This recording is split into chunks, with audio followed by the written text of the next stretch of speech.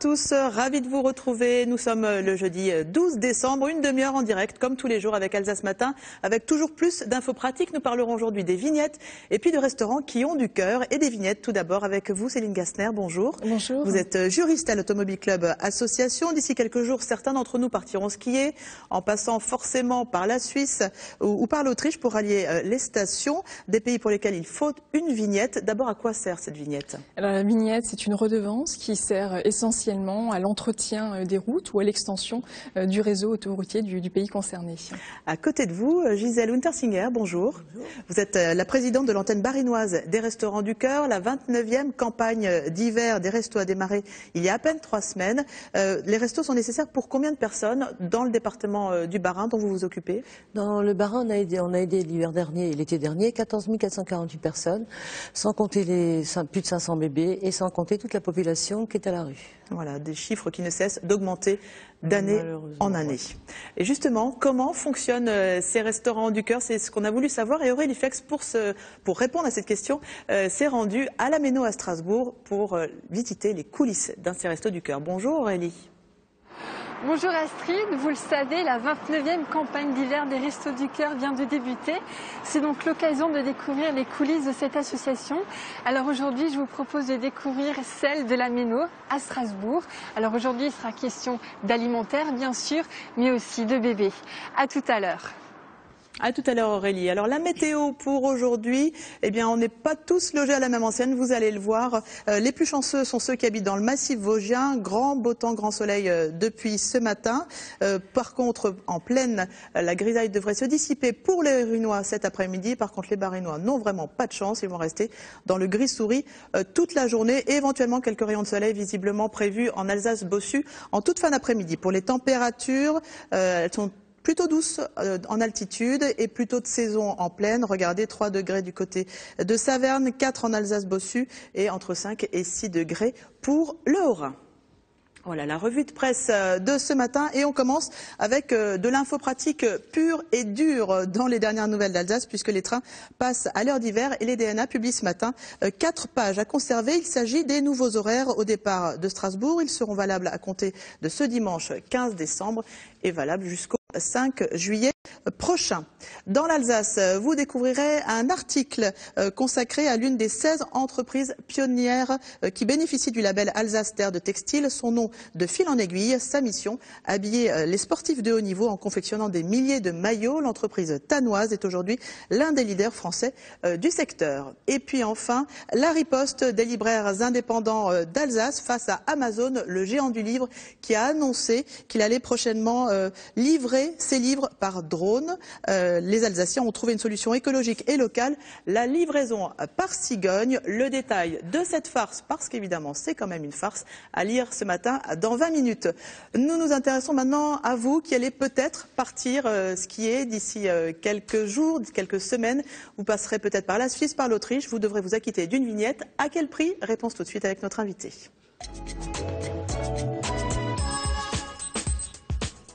Et notre invitée, c'est Céline Gassner, juriste à l'Automobile Club Association. Alors, tout comme la France, l'Espagne, l'Italie et l'Autriche, il faut payer pour circuler sur les autoroutes ou les semi-autoroutes suisses. Et bien avant l'Autriche, c'est donc la Suisse qui a instauré une vignette unique qui remplace les péages traditionnels. À quel prix se vend-elle aujourd'hui cette vignette? Alors, elle est aujourd'hui à 33 € ou 40 francs suisses. Elle est annuelle et suppose d'être acquittée, comme vous le disiez, dès lors que l'on circule sur les autoroutes et semi-autoroutes. Et quel que soit le temps de passage dans le pays. Même si vous empruntez une partie d'autoroute et vous sortez à la première sortie, il s'agira de l'acquitter en totalité. Alors on a failli la payer plus cher, mais lors de la dernière votation en novembre, les électeurs ont refusé. Divisés selon les sondages entre opposants du matraquage fiscal et défenseurs de la nécessité de rénover les autoroutes, ils ont finalement dit non à cette augmentation. Le point avec Emmanuel Gambette. C'est un non massif. À plus de 60%, les Suisses ont refusé l'augmentation de la vignette. Une surprise. Durant la campagne, la question avait fortement partagé l'opinion. Alors les opposants se réjouissent naturellement de ce résultat. Le peuple, aujourd'hui, il a dit non à un projet qui était mal ficelé, où on ne savait pas très bien ce qu'il y avait dedans. Il y avait plein de promesses, mais qui n'étaient pas possibles de tenir. D'ailleurs, on s'est permis de le qualifier de tromperie. Je pense qu'aujourd'hui, le peuple a dit non. On veut de la transparence. On veut savoir si on nous demande plus d'argent, qu'est-ce qu'on va faire avec. Le tarif annuel de la vignette n'a pas changé depuis 18 ans. La hausse proposée de 40 à 100 francs suisses aurait dû financer l'amélioration du réseau routier. Le gouvernement comptait sur 275 millions qu'il va devoir trouver ailleurs. En attendant, une chose est sûre, ce ne sont pas les frontaliers ni les touristes alsaciens qui devraient se plaindre de ce choix.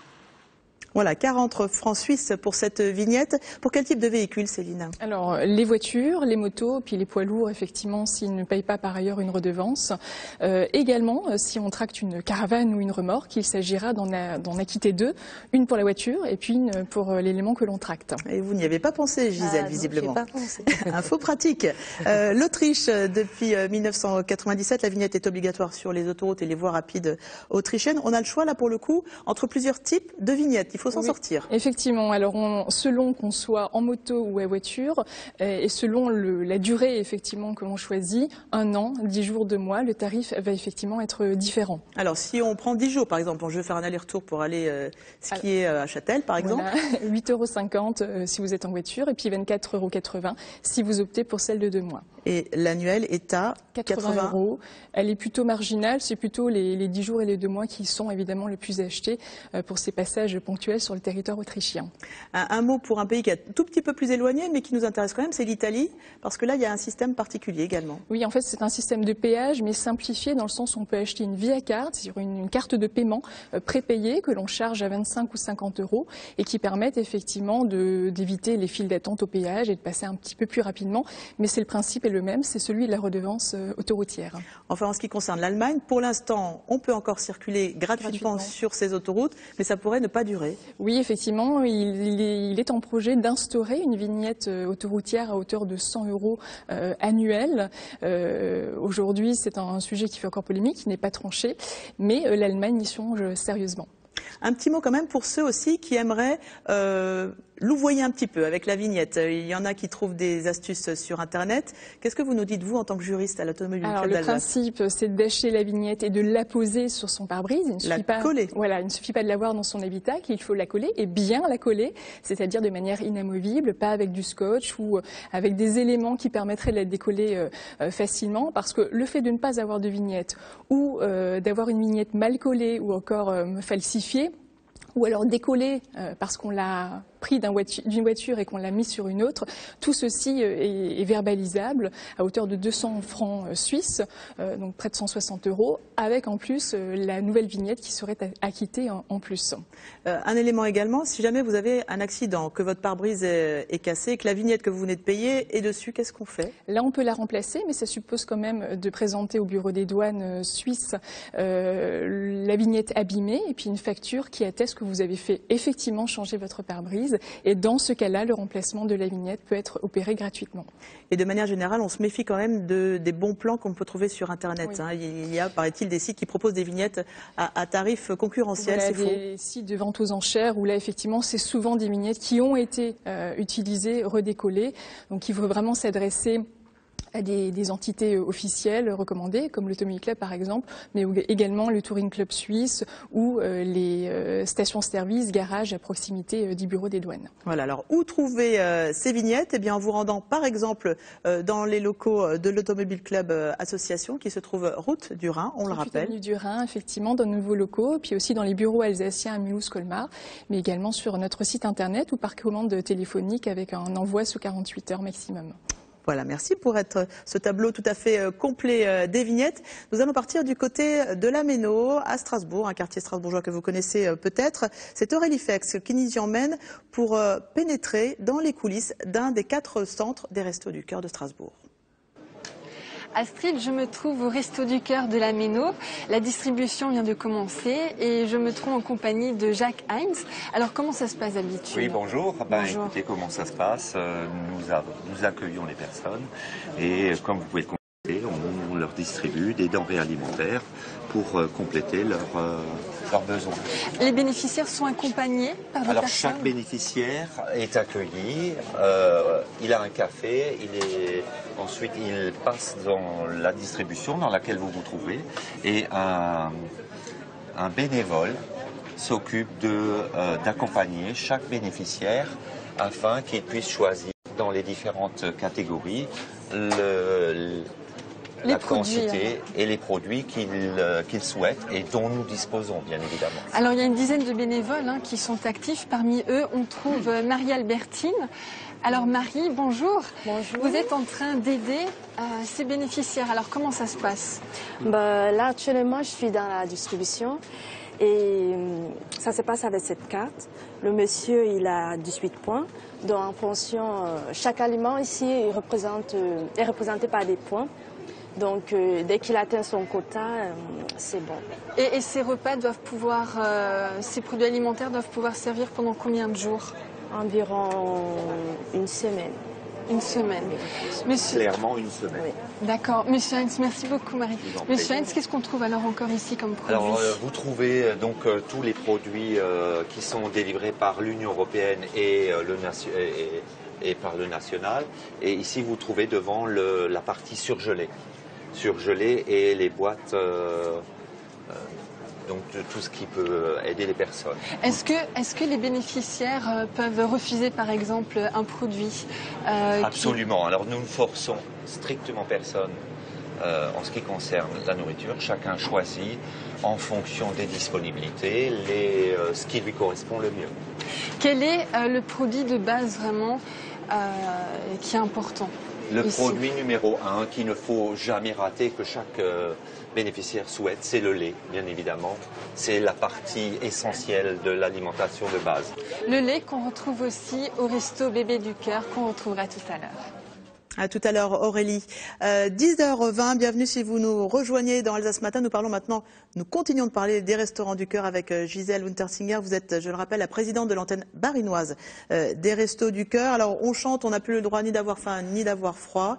29 ans après, c'est pas le tout de le chanter, c'est toujours la réalité. C'est malheureusement toujours la réalité. Et de plus en plus de personnes, qu'elles soient jeunes ou plus âgées, il y a de plus en plus de personnes. D'ailleurs, jeunes, je dirais carrément les petits bébés.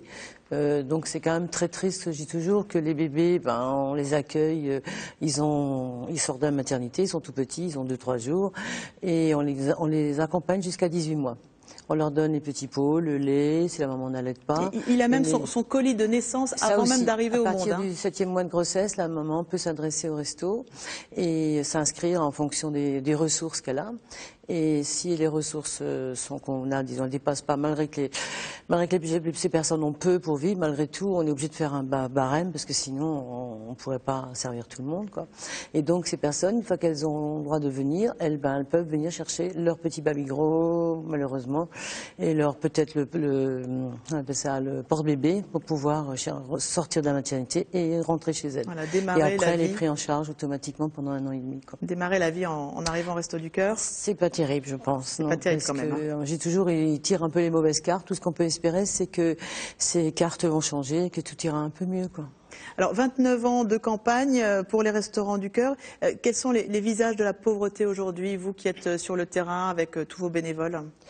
C'est surtout beaucoup de personnes jeunes, beaucoup d'étudiants. Ces derniers temps, ça fait à peu près 1 an ou 2 qu'on voit énormément d'étudiants, ce qui n'était pas trop le cas avant. Et puis, je vous dis ça, c'est une panoplie, façon de parler, de personnes de 0, je dirais pas 99 ans, mais bon. Beaucoup de retraités aussi, qui ont du mal à boucler les fins de mois avec des petites retraites. Beaucoup de personnes aussi qui ont un petit travail et que ça ne suffit plus. Parce que ce qu'on appelait avant pudiquement les travailleurs pauvres, mais j'aime pas trop cette expression, mais c'est des personnes qui ont souvent des contrats de 20 heures, de 25 heures ou des petits travaux on appelle ça en intérim. Et en plus l'intérim a énormément baissé, donc il y a beaucoup de personnes qui n'ont même pas ces petites heures d'intérim. Ce que vous me disiez aussi en préparant cette émission, c'est que vous vous retrouvez parfois confronté à 3 générations de Restos du Cœur. C'est incroyable. C'est vrai, parce que moi je me souviens d'avoir fait ma toute première inscription, la dame devait avoir une quarantaine d'années, ça allait mieux, on l'a plus vue, et il n'y a pas longtemps, elle est revenue avec sa fille, avec un bébé. Donc il y a la maman, il y a la fille, et le tout petit bébé qui a quelques mois, quoi.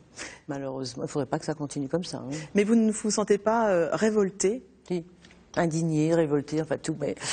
Mais comme je vous disais tout à l'heure, quelque part, ces personnes arrivent encore à sourire, à rire et à être optimistes. Souvent, les bénévoles, on est des fois plus pessimistes pour eux qu'eux sont optimistes dans la vie. Alors justement, ces bénévoles, ils sont nombreux, mais je pense que vous avez besoin encore et encore de bras supplémentaires chaque année. Encore et souvent on nous dit pourquoi vous avez toujours besoin de bénévoles, mais il y a aussi, ça a changé aussi au niveau des bénévoles. Les personnes souvent, il y a 10 ans, je dirais, attendaient d'avoir 60 ans, d'être à la retraite pour être bénévole. Aujourd'hui, ce qui est bien, on trouve chez nous, ça permet de varier les bénévoles et d'avoir d'autres ouvertures. On a des personnes qui travaillent, qui malheureusement sont en chômage, et pendant leur période de chômage, au lieu de rester à déprimer chez eux, ils viennent chez nous et du coup, ça leur permet d'être un cercle peu vertueux, voilà. presque. Et puis par contre, ça nous oblige à former les bénévoles et à recommencer peut-être 3 mois, 6 mois après, mais c'est pas grave. L'essentiel, c'est qu'eux trouvent du travail. Et pour ce qui est de l'alimentation, des vêtements, vous avez ce qu'il faut à distribuer ou vous êtes toujours en manque? L'alimentation, on a toujours besoin. Hein. C'est sûr qu'au niveau national, comme expliquait Jacques tout à l'heure, on a une partie de l'Europe, on a une partie qu'on achète par le biais du national grâce aux donateurs. Et c'est sûr qu'ils n'ont pas les mêmes prix que moi si j'achète dans le coin, mais on a toujours besoin de dons des agriculteurs, de dons des magasins pour compléter la dotation. Voilà, si vous voulez venir en aide au Restaurant du Cœur, que vous soyez dans le Bas-Rhin ou dans le Haut-Rhin, il y a 2 antennes, donc il y a 2 adresses internet, ad67.restoducoeur.org pour le Bas-Rhin et haut-rhin.restoducoeur.org pour le Haut-Rhin. Merci Gisèle. Nous allons retrouver Aurélie Fex qui va justement nous parler d'une partie du bâtiment de la Méno dans lequel elle se trouvait tout à l'heure. Et dans cette partie de bâtiment, il y a justement les restaurants qui sont dédiés aux bébés. Alors Astrid, on se trouve ici dans une structure qui est peut-être moins connue du public, à savoir les restos bébés du cœur. Alors je me trouve en compagnie de Anne Seguin. Bonjour. Bonjour. Alors dites-moi, qu'est-ce qu'on trouve ici? Alors ici, on s'occupe essentiellement des bébés de 0 jusqu'à 12 mois. Et donc, on leur donne du lait, des couches et des petits pots. Et aussi beaucoup de vêtements. Hein. Et énormément de vêtements vous, aussi, oui. Et ce sont des vêtements qui viennent d'où? Alors, ces vêtements sont donnés très généreusement par les particuliers. Et nous avons aussi du matériel de puériculture. Et des associations vous donnent aussi quelques affaires aussi? Non, les associations nous aident plus particulièrement avec des dons en argent, ce qui nous permet ensuite d'acheter ce dont les enfants ont réellement besoin. Combien de bénéficiaires font appel au Resto Bébé du Cœur ici? Alors l'année dernière, nous avons eu 561 bébés. Et je pense que cette année, nous en aurons encore plus. C'est énorme, hein, 561 bébés. Hein. C'est énorme.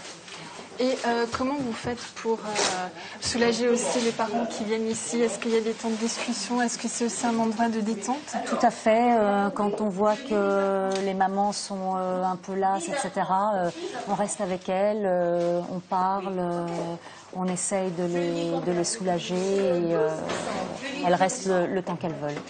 Et alors pour les jeunes bébés, vous proposez aussi un colis spécial? Oui, on propose un colis naissance donc qui est spécifique, soit garçon, soit fille. Donc voilà, qui est constitué de choses neuves, bien entendu. Alors il y a quoi donc il y a des serviettes, gants, bavoirs, couvertures, il y a des pyjamas, des bodys, des couches pour nouveau-nés, biberons et puis du sérum physiologique. Voilà, donc tout ce qui est nécessaire pour un nouveau-né et qui est impossible à acheter par les bénéficiaires. Et là, c'est du neuf alors? Et là, c'est du neuf. Alors Astrid, hein, les bénéficiaires peuvent se rendre ici tous les mardis et jeudis, le matin de 9h à 12h et l'après-midi de 13h15 à 15h30. Merci Aurélie, et puis on en profite quand même pour lancer cet appel qu'ont lancé les bénévoles via Aurélie. Ils ont grand besoin de biberons et des sérums physiologiques. 10h30, c'est l'heure maintenant du premier flash d'actualité régionale.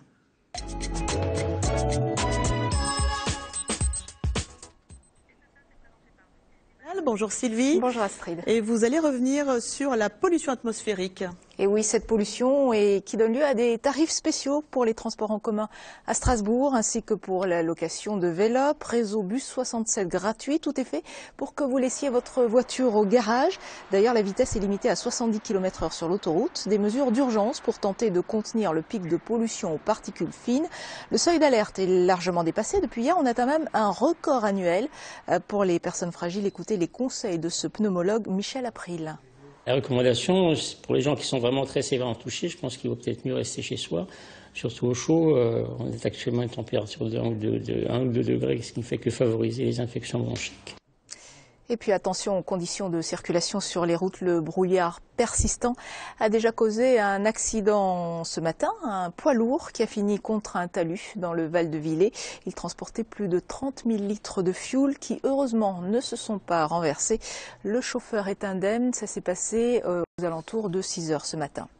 Puis attention encore, si vous devez voyager, grève à la SNCF aujourd'hui. En ce qui concerne les TER, la ligne Strasbourg-Bâle est impactée, mais d'autres TER circulent normalement, comme vous le voyez ici en détail. Et puis pour les TGV, certaines lignes comme Strasbourg-Lyon sont également perturbées. Pour plus de précision, notre site internet alsace.france3.fr.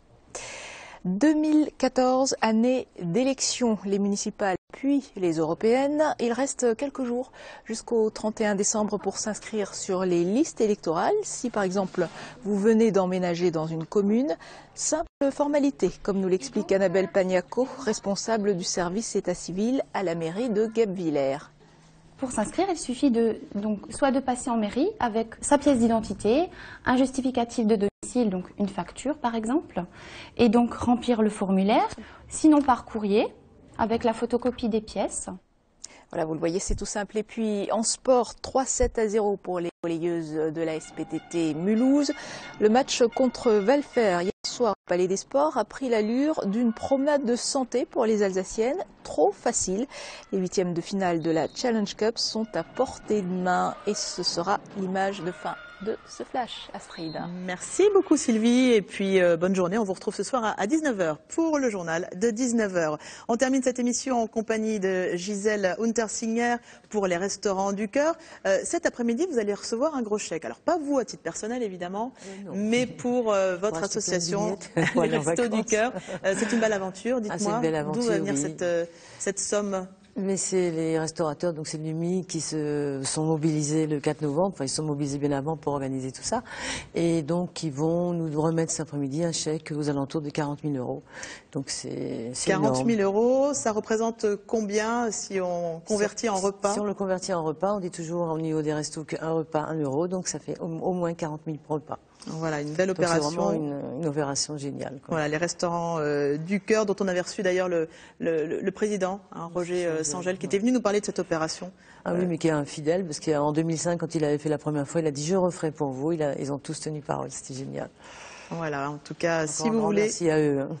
Si vous voulez vous aussi venir en aide aux Restos du Cœur, soit en leur apportant des dons alimentaires, des vêtements ou tout simplement vos bras et votre temps, rendez-vous sur les sites internet des Restaurants du Cœur. Céline Kastner, merci aussi d'être passée nous voir. Les vignettes, vous en vendez beaucoup là en ce moment ? Oui, on aborde une période cruciale au niveau des ventes. Donc on accueille avec plaisir les usagers dans nos bureaux, également par téléphone ou sur notre site internet. 50 000 vignettes pour la Suisse oui, chaque l'année année. Dernière à peu près, oui, c'est le volume moyen. C'est le volume moyen. Merci beaucoup à toutes les deux d'être passées nous voir. Dans un instant, Laurent Boyer, Midi en France. Comme chaque jour, on se retrouve quant à nous demain en direct à 10h10 avec notre ami Daniel Garner qui sera en direct du marché de Noël de Mulhouse. Belle journée à vous sur France 3 et à demain matin.